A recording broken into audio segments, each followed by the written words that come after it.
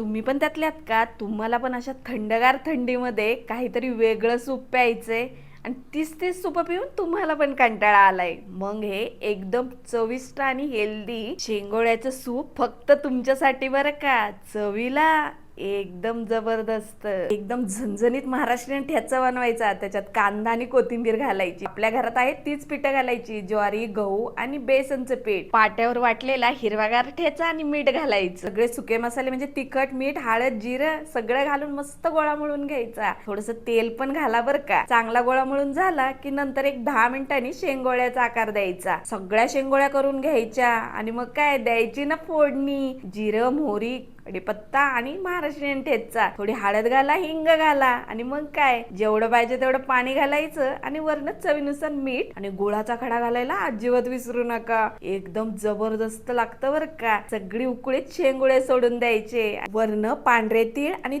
तूप घालून मस्त खायला घ्यायचं. मग आता फुरफुर पिऊन घ्या शेंगोळ्याचं सूप.